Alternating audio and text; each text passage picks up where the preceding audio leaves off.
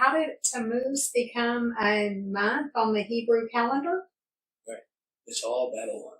And but this is where it comes. Mm-hmm. Here at the Tower of Babel, we're seeing a beginning of man's idea over God's plan. Sunday worship. Yeah, of the sun all the days of our week, almost all of them are named for pagan gods. Yeah, That's this is, I think, where we're seeing the beginning of it. The false religion, Mhm. the false economy, the false government.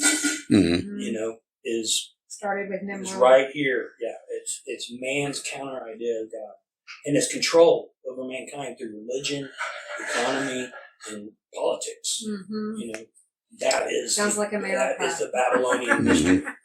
You know, that's going back ancient. Yeah. Yeah, I tried one time when I first started getting into Torah, I tried not using the days of the week, the names for the days of the week, because they had pagan gods in them. It doesn't really work because nobody knows what you're talking about. If you say first day of the week, everybody thinks you mean Monday. And so eventually, I mean, you have to use those names to an extent. The Hebrew or the Jewish month names of the months, it's not as big a deal because most people don't use those anyways. But if you're talking to a Jewish person or a Messianic Jew or even a Christian who's not familiar with all, like, where these names come from, and you're talking about which months the feasts are in, sometimes you have to use those names just to get the message across. But on our community calendar, I've replaced them all with numbers. Like, this is the new moon of, like, the 5th new moon or the 6th new moon, instead of using the Babylonian names, just because we don't have to. So basically, I think what we're seeing is like God is sending people out, but man is trying to unify and bring all of them together. Yep. The whole global agenda. Where do we see that? Mm-hmm. Yeah, there are three big ways, I think, that today we are following the pattern of Babel. I mean, not us necessarily, but the world in general. And one is this idea of unity, the United Nations or League of Nations, or, we keep trying the same thing and it never works, because the problem isn't unity, because global unity ultimately is a good thing. We're going to have it someday in a good way. The problem is the reason. People justify it by saying, oh, we need world peace. And, if we had a global government, then, we wouldn't have wars. And it's all nonsense, of course, because the only reason that the United Nations exists is for criminal enterprise, is not really about peace or diplomacy. There's some of that happens, I'm sure, but that's not really the real reason. Another one is, the reason that they built the Tower of Babel. I mean, they built it, it was all about the same thing. I mean, really, that's all I'm talking about is the reasons they built it. And, the first reason is just what you were talking about defying God. Like, we're not going to be destroyed by God again. Well, why does Elon Musk want to colonize Mars? So that in case the Earth is destroyed by an asteroid or who knows what, then, humanity still survives. Well, that's not going to happen, because God said that's not going to happen. The only reason that justification makes any sense is to defy God. Like, God can't destroy us because we're going to go to another planet. Like, God can't find you on Mars.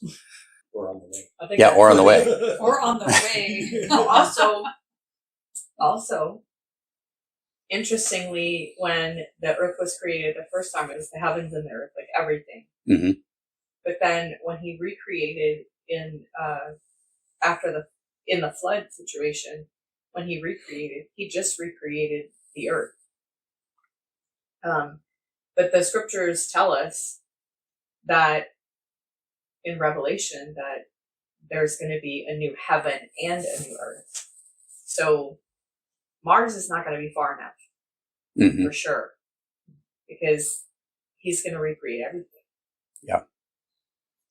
The third reason that they built the tower was to make a name for themselves. Right.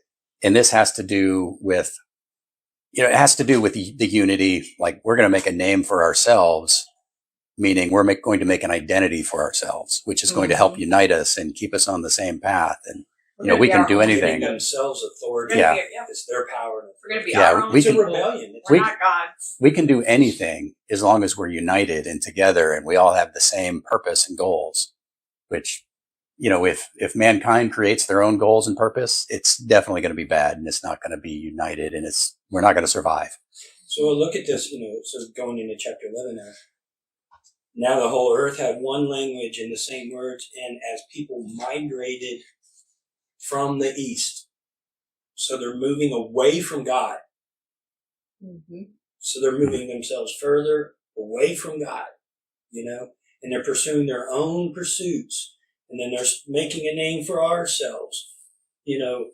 Lest we be dispersed. God told them to be dispersed and to scatter and to populate the earth. So they're rebelling against being scattered. Mm-hmm. Lest we be dispersed over the face of the whole earth. I mean, they're defying his commandment to populate the earth. And they're bringing power and for their own reputation to themselves. Centralization. Yeah. The funny thing is, They're creating an urban economy. Haig pointed out too that they're like, we're building a tower to heaven. And then it says, and the Lord came down. Yeah. I love Like, that. No. I noticed that. You didn't quite make it to heaven. The Lord had to come down to see what it was you were trying to do on your own. Exactly. What are these little bugs trying to do down there? Nice try. But he said that nothing was impossible for them because they were unified. Because they were unified, that's why. Well, I mean, they would he never could reach use the their heavens, language, right? but at the same time, in their mind, they have Lifted themselves up. puffed themselves up. Yeah, they would That's certainly what we believe always- that nothing was impossible. Right, and they were gonna, and in that way, they were gonna continue to pursue moving away from God and moving toward their own identity. Right. It's and not their that own different. unity. I mean, we see it all the It's time. not that different from Adam and Eve. Eve thinking, "Oh, wait, I could become as God." Well, no, you can't. But it will be like you becoming as God in the sense that you understand. It's always a good trap. and evil. Never will you become God, Right. but you have the sense that you could become like God. And you'll have the burden of the knowledge of that. right. evil I mean, that you're God aware never of wanted us to have. you're aware of it, Yes. but yet then you can pursue that evil. And it's the same thing. Like if we're able to pursue what we want, not good.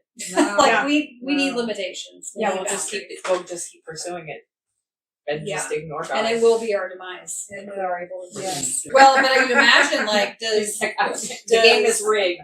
Elon Musk sort of fancied himself able to defy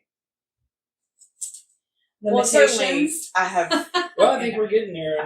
I mean, I let's certainly don't talk think he's about for that, God. because we said the end times will be like in the days of Noah, Mhm. and Noah's still alive. He's still alive through all this. This is still the world that Noah's experienced. This is where we Still need in his the- days. But it's chart. interesting, like verse 6. Timeline. I The know. visual object. Yeah. They're behold, they're one people, and they have one language. We're getting real close to that again today. We thought the computer did that with zeros and ones, but now AI.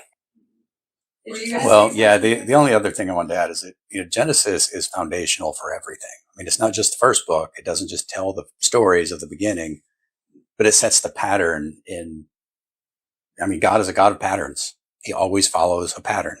So if you want to know what's going to happen at the end, look at Genesis. And he does it over and over again, even in the book of Genesis.